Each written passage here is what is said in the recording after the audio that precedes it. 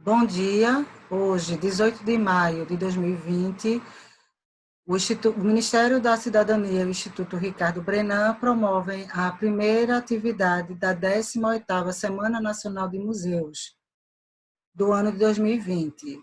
Também será nossa primeira atividade em plataforma online por questões de segurança devido à Covid-19. Para a palestra de hoje, convidamos o coordenador do Núcleo de Pesquisas do Instituto Ricardo Brenan, o escritor, historiador e jornalista Leonardo Dantas, que fará uma fala sobre a história das epidemias no estado de Pernambuco, que vitimou muitas pessoas. Não poderíamos deixar de mencionar sobre o fundador do Instituto, o colecionador e empresário Ricardo Brenan, que veio a falecer em decorrência do Covid-19. Fato este que deixou não somente familiares, mas os colaboradores e visitantes bastante tristes. Durante a palestra, teremos disponível no chat espaço para comentários e perguntas que serão, no segundo momento, respondidas pelo palestrante Leonardo Dantas.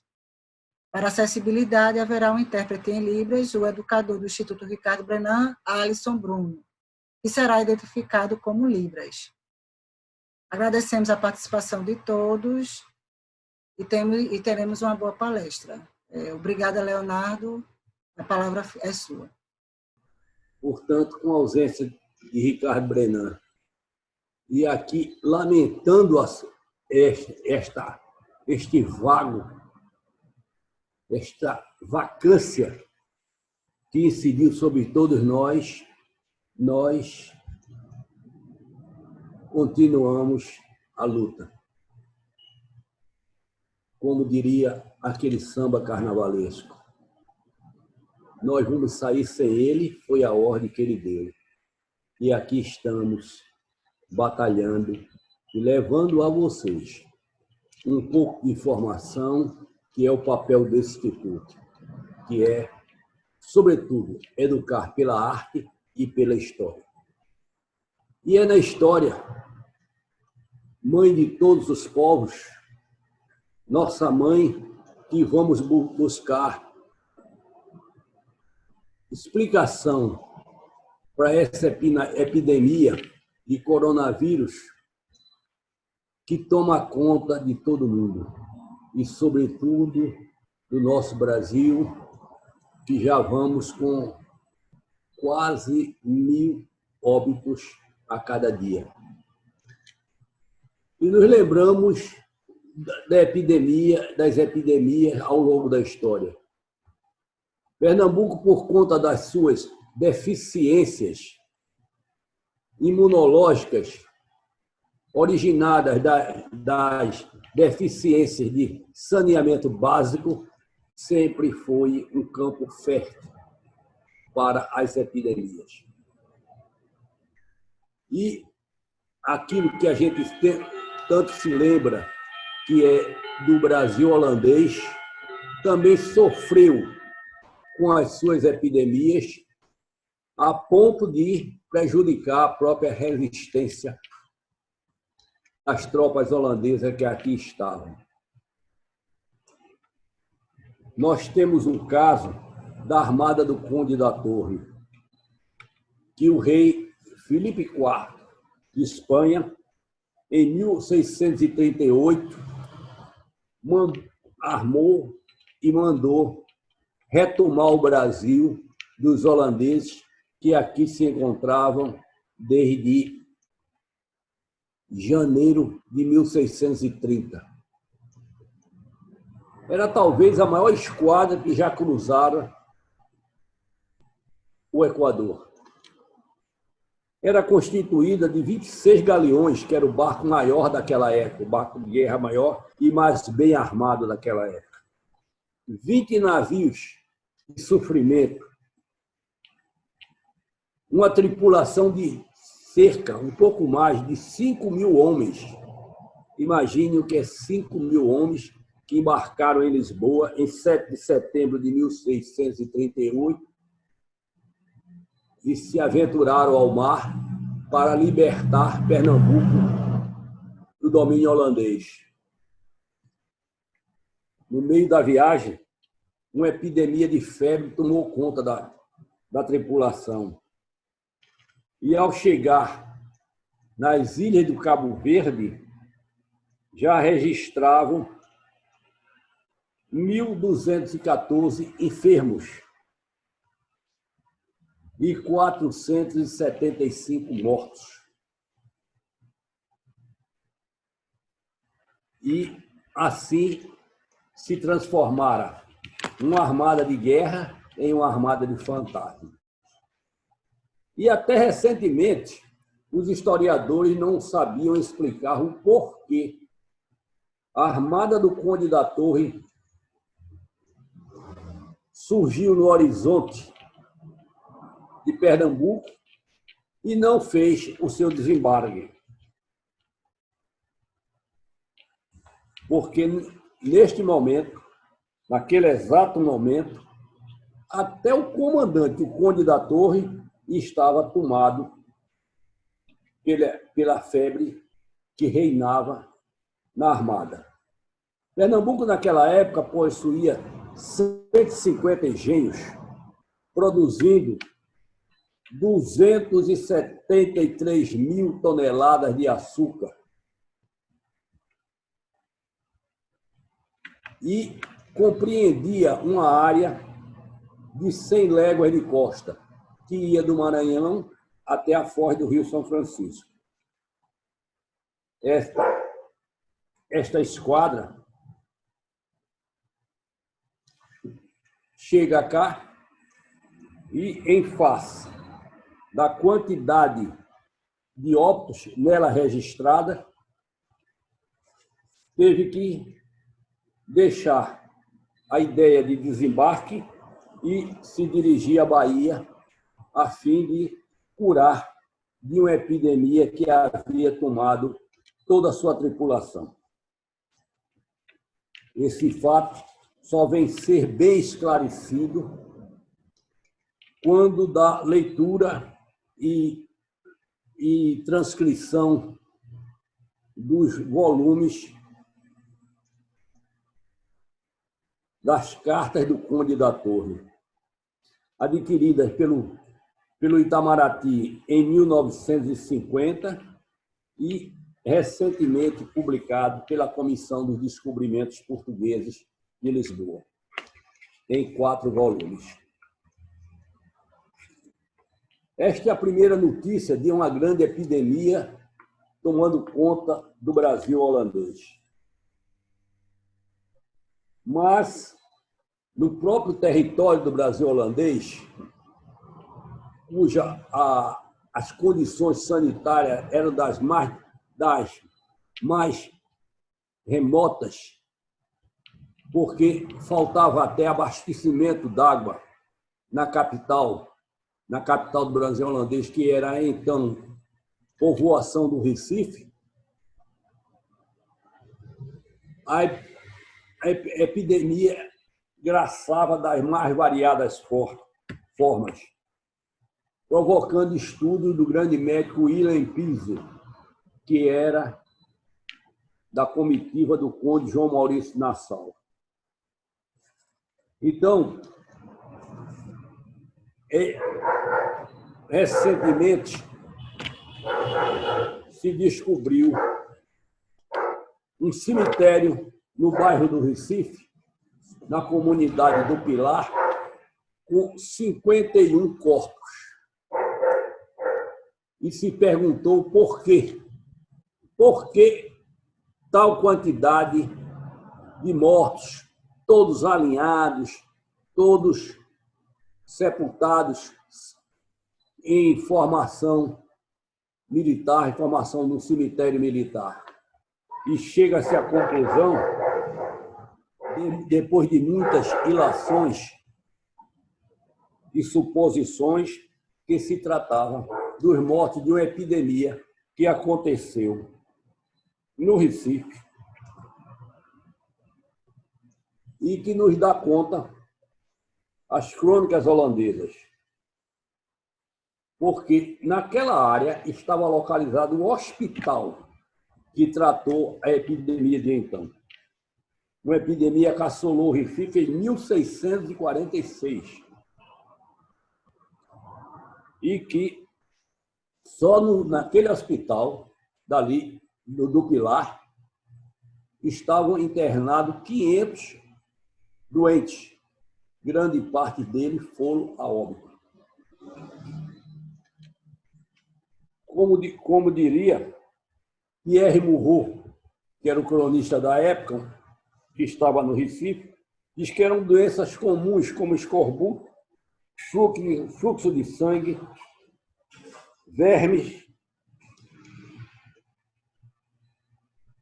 febre, que causava febre, disenterias sanguíneas, que acometia aqueles pobres coitados, onde faltava de tudo, inclusive o conhecimento da medicina para o seu tratamento. Está igual no dia de hoje. Esse cemitério holandês continua lá aberto para estudos de profissionais da universidade e nos causa um exemplo do que foi, no passado, o Recife holandês. As epidemias e pandemias eram tão comuns no Recife que o Recife serviu de espaço para 3 livros pioneiros da história da medicina. Foram livros escritos por Simão Pinheiro Mourão,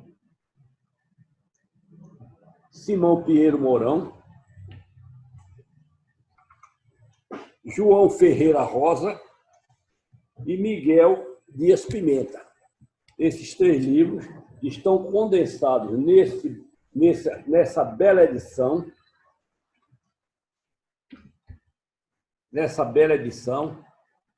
organizada por Gilberto Osório de Andrade,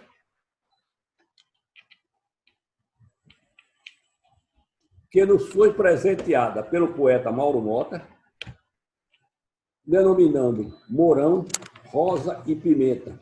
Notícia dos 3 primeiros livros em vernáculo, em português, sobre a medicina no Brasil. Esses livros começam a ser escritos a partir do final do século XVII, e chega a nossos dias como uma preciosidade. Foi, inclusive, reeditado por Portugal, como quando das comemorações dos descobrimentos.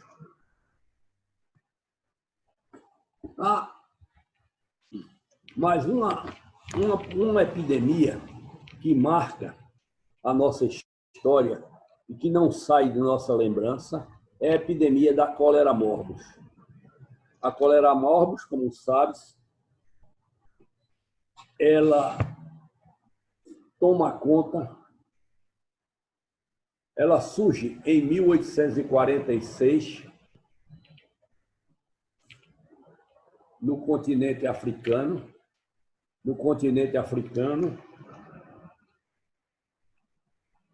e ela ganha força ao chegar na Inglaterra, onde ocasiona 23 mil mortos. No Recife, no Brasil, ela entra em 1855, através de uma barca de imigrantes portugueses, que ancorou em Belém do Pará. De lá, a epidemia é disseminada e sai espalhando o seu pavor por todo o norte do Brasil, chegando ao Recife, em 1855. Os jornais da época transcrevem com pavor o que foi naquela época, tal e qual o nosso noticiário de televisão dos dias atuais. Era um Deus nos acuda. As ruas fechadas, a população escondida e a cólera morte graçando. Era o 11º surto de pandemia que sofria o Recife, desde aquela do período holandês até o início da segunda metade do século XIX. O Recife ainda não tinha um sistema de saneamento.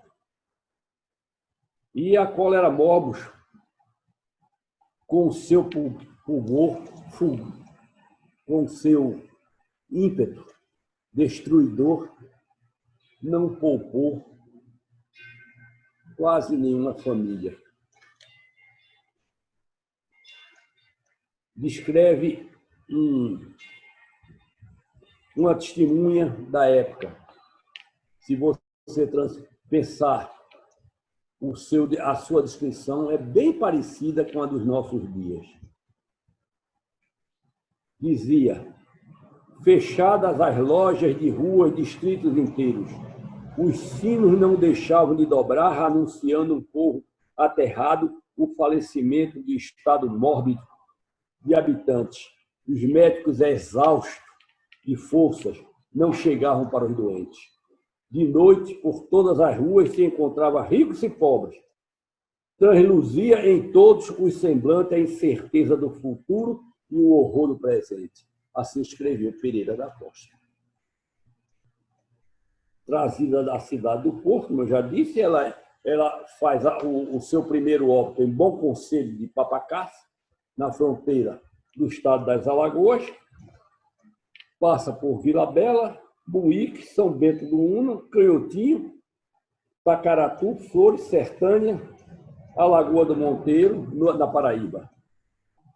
A zona da mata, ela começa no Engenho Cacibas, em Vitória de Santo Antão, e se espalha para o Recife, entrando pelo bairro de São José, passando depois para Santo Antônio. Num único dia, foram sepultados, só no cemitério de Santo Amaro, na época inaugurado, 133 cadáveres. Em maio, o número de óbitos, em maio de 1856, o número de óbitos já atingia 3.338 para uma população de 60 mil habitantes. Números até um pouco superiores do que os da pandemia atual. O domínio do conhecimento científico era nenhum. Os médicos formados em Montpellier, na França, não sabiam como tratar a cólera morbus. E assim seguiu-se conselhos e meizinhas fabricadas por pretos escravos, a ponto de, no engenho Guararapes, ter um preto que chegou a recomendar uma série de tratamentos para os doentes, o que causou furor entre os médicos diplomados, tanto no Rio de Janeiro, como em Portugal, como também na França. Por essa época, o Brasil havia encerrado, havia suspenso, havia proibido o tráfico, a importação de escravos da costa africana. E havia uma grande perda, um grande prejuízo da nossa lavoura, o que pedia novos braços, novos agricultores para cuidar da nossa safra de cana, para produzir açúcar, algodão feijão e outros produtos agrícolas, tanto de consumo interno como de exportação. O Recife era, na época, talvez o mais importante porto do Império Brasileiro, no seu segundo reinado. Era o reinado de Dom Pedro II.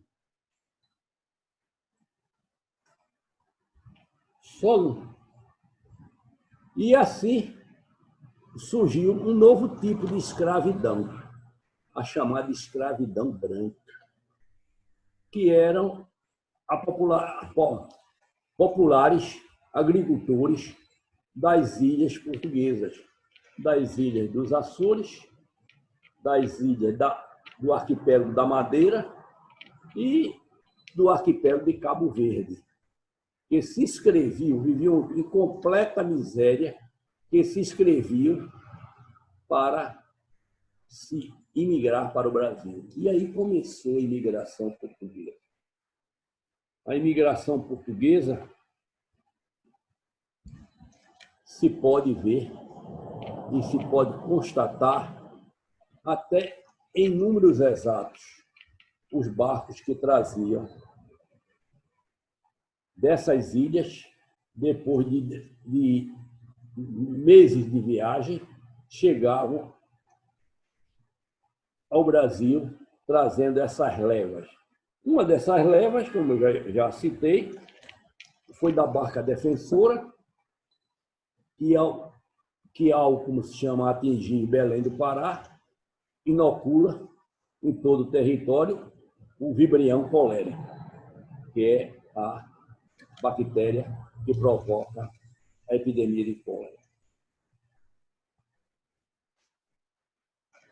Só no Recife, em 1856, já se registrava 3.338 mortos.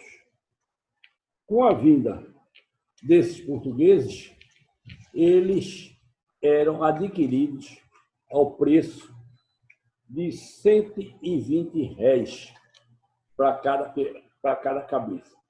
O dono da propriedade comprava aquele português na condição de ele prestar serviço para si ou para a sua propriedade num período nunca inferior a 4 anos.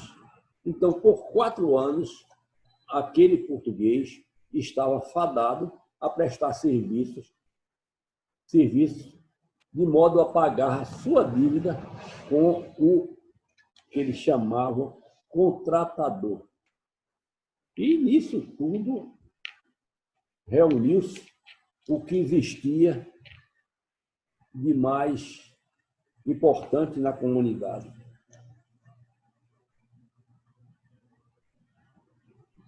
Tais contratos eram feitos com base na lei da época. A ponto de a gente encontrar no Diário de Pernambuco, de 1844, 14 de novembro, o seguinte aviso: quem precisar de feitores para sítio, engenho, caixeiro, jardineiro ou homem de qualquer serviço braçal, todos chegados proximamente da Europa, que se acham em circunstância de fazer o contrato de locação dos seus serviços, segundo a lei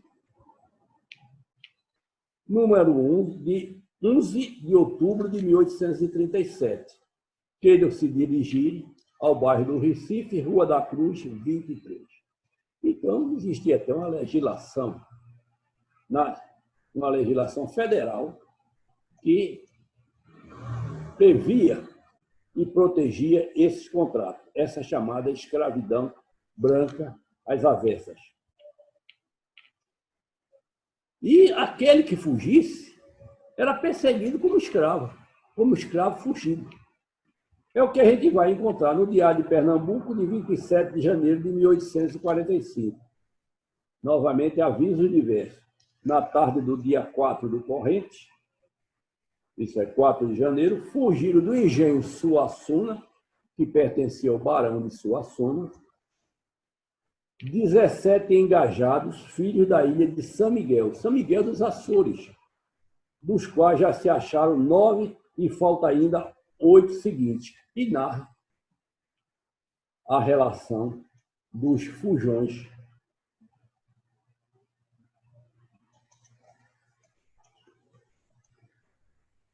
E chama atenção para as penalidades da lei contra aqueles que lhe der asilo, quem os fizer, e aqueles que seriam aprisionados, deve-se levar para o sítio do Pombal, lá onde está aquela grande Casa Grande da rua, da Avenida Suassuna, que tem o nome do barão, onde serão devidamente gratificados.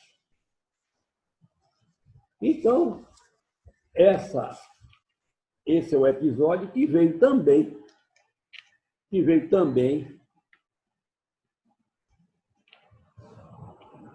vamos dizer, aumentar o fluxo de estrangeiros e o número de cólera morbus, que, curiosamente, atingia mais a população preta, a população de negros ou pardos, e que a população branca.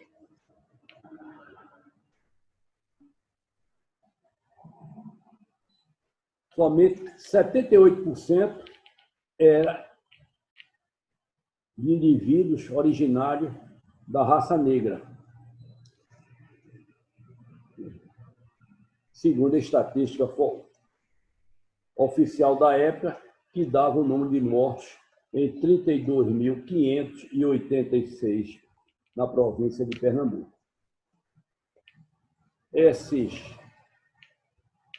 Essas pandemias atingiram o nosso estado, que também sofreu de pandemias ao longo de sua história, inclusive da gripe espanhola, que tinha esse nome, mas que a Espanha não tinha nada com isso, porque ela foi transmitida pelo contingente de soldados dos Estados Unidos que foram lutar na Primeira Guerra Mundial, entre 1914 e 1918. E de lá veio um surto de gripe, bem parecido com a pandemia dos dias atuais, que ceifou milhares de pessoas. Inclusive aqui, né, no nosso bairro, aqui na nossa rua, temos vários casos de falecidos pela gripe espanhola.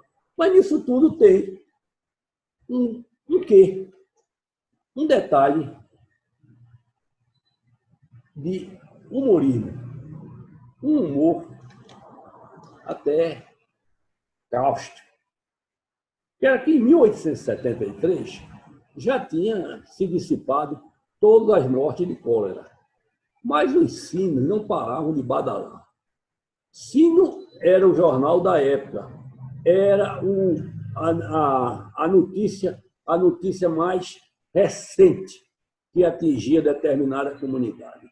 E todas as igrejas tinham seus sinos, e badalava quando saía o santo viático, que é o padre quando vai levar a comunhão, e badalava na passagem do bispo, e badalava quando o doente estava moribundo, precisando de orações, e badalava pela morte do doente, e badalava pela missa de 7º dia, pela missa de 20º dia. Então, os sinos não paravam de badalar. Era uma verdadeira tortura ouvir os sinos. E um cidadão escreve para o Diário de Pernambuco. Já não se falava mais de sinos, já não se falava mais de epidemias, as mortes já haviam cessado, mas aquele repicar de sinos não era repicar, porque repicar é um toque alegre, era o dobrar de sinos, é o dobre de defuntos. Aqueles que foram sineiros como eu se lembram bem o que é um dobre de defunto.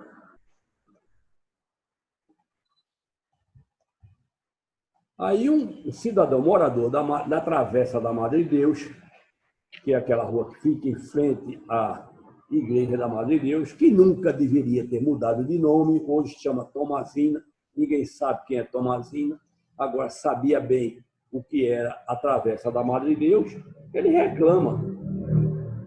Mas um gaiato reclama. Diga-me então, senhorzinho incomodado, para que as torres têm sinos? Para que os sinos têm badalo? Para fazer dom, meu maganão. Diga-me mais, quando foi morar na Rua da Madre Deus, não existia ali uma igreja com seus sinos com seus badalos? Por que não procurou outra residência? Vista ter pouca paciência, longe de igrejas, capela ou sacristia. E até lá, adeus, até outro dia. O amante, o reclamante, nem se fez por menos não. No dia seguinte, no Diário de Pernambuco, 4 de janeiro de 1873, o sujeito manda essas estrofes. Longe de minha vontade o querer incomodá-lo.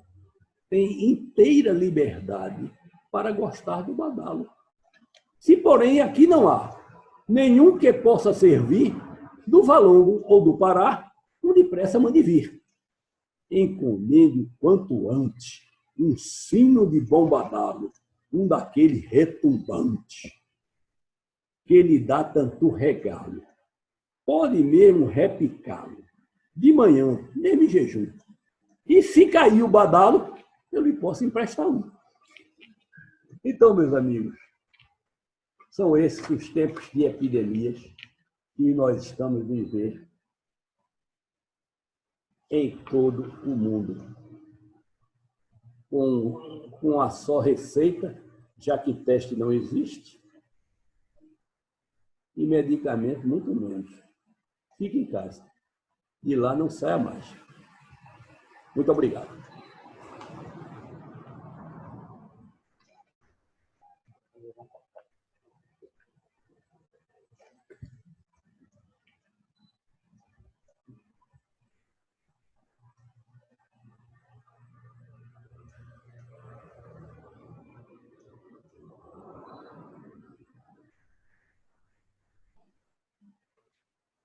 Então, obrigada, doutor Leonardo, pelas palavras, né? A palestra acho que foi bastante elucidadora e interessante.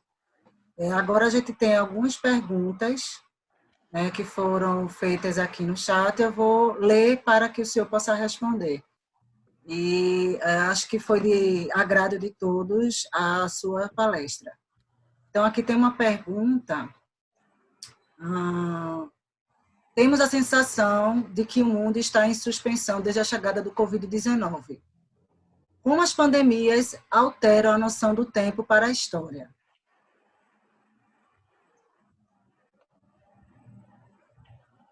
A noção do tempo está aí. 2020 foi um ano que não aconteceu. Ele vai passar para a história como aquele ano que não existiu. Porque quem sabe quando é sábado, domingo, segunda ou terça-feira? Ninguém sabe. A gente acorda, vai para a sala, da sala vai para o quarto, do quarto para a sala. Né?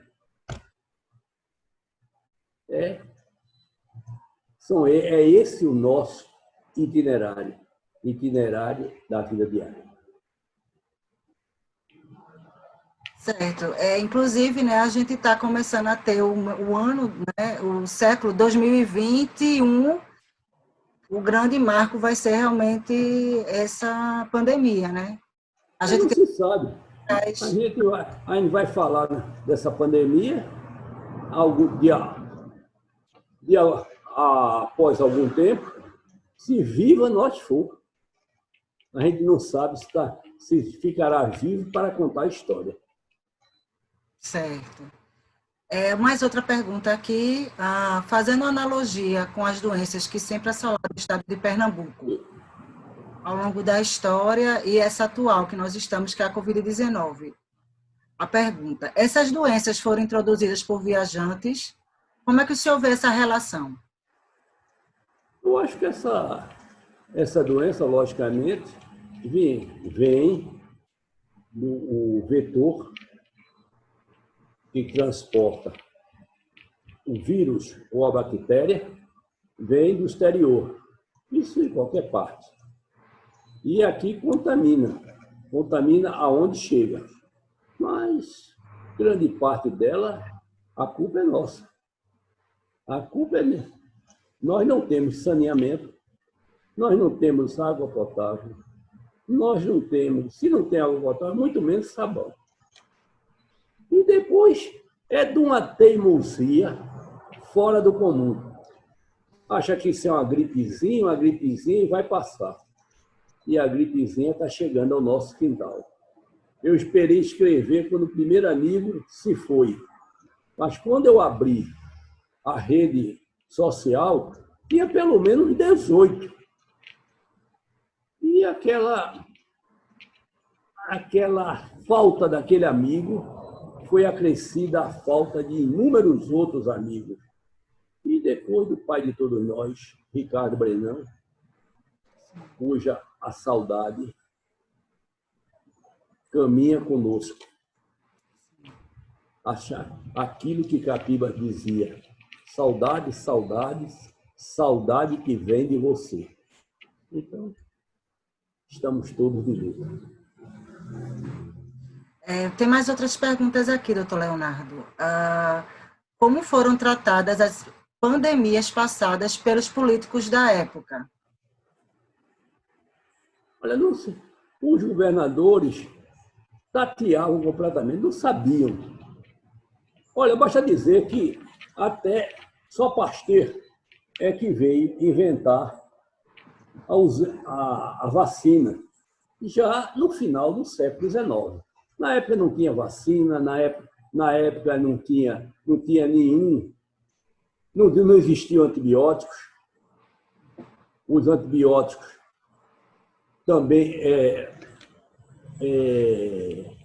inovação, descoberta do século XX. É por isso que eu sempre costumo dizer que eu gostaria de viver no século XIX, mas com antibiótico. Não tinha antibiótico. Você basta dizer que o primeiro antibiótico em Caruaru foi aplicado já em torno do ano 1943, 44, pelo meu tio, Adolfo Silva Filho, conseguido pelo meu pai, das mãos do almirante Ingram, que comandava a frota americana sediada aqui no Recife durante a Segunda Guerra Mundial. Então, pouco mais de 70 anos é que surgiu o primeiro antibiótico. Então, a situação era caótica, não tinha a refrega política não era tão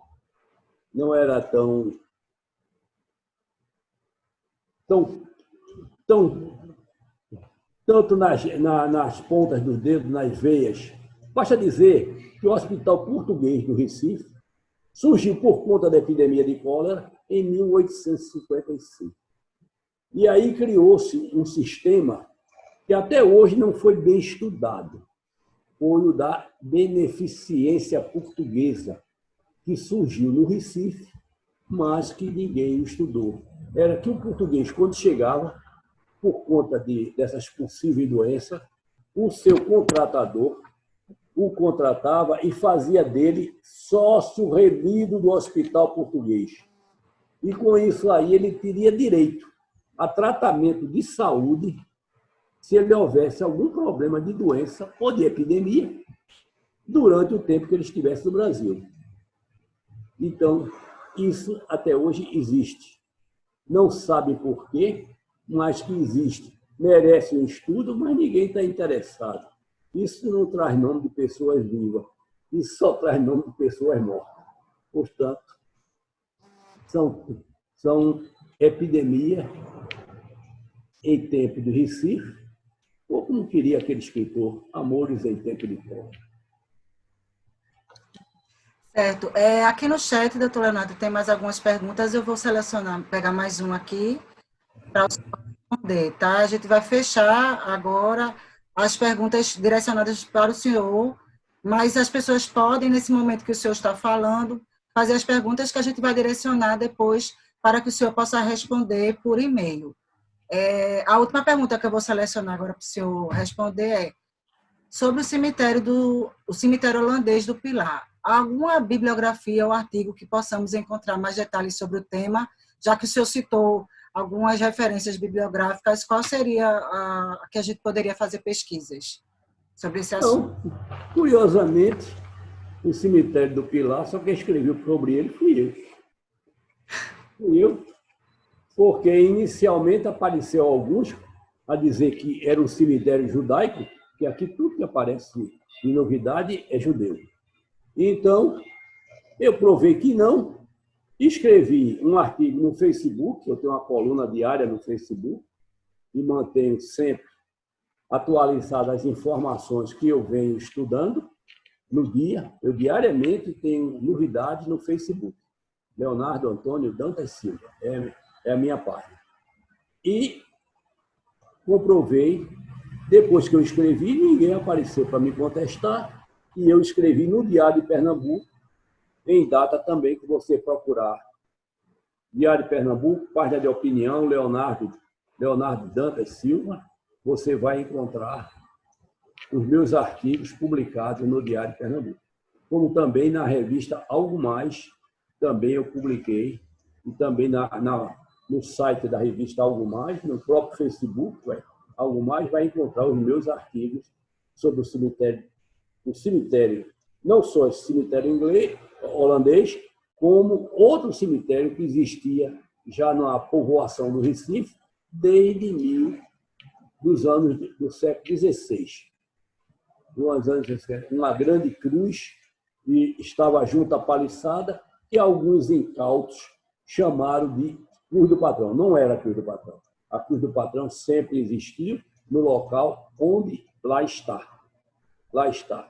Então, eu consegui o tombamento da Cruz do Patrão, mas consegui para nada. Está abandonada lá, virou um terreno baldio, o mato toma conta, e a incúria dos homens acabam de sepultá-la. Portanto, a fim que esse velho aqui está sempre à disposição de todos aqueles que o procuram. É só telefonar para mim, que eu sempre tenho uma resposta para qualquer coisa. Certo. Então, agradeço, Leonardo, novamente a palestra. Aqui no chat a gente está verificando. Tem mais perguntas, eu vou passar para o senhor, né, junto com a equipe. Agradeço Se também. tiver tempo, pode perguntar agora.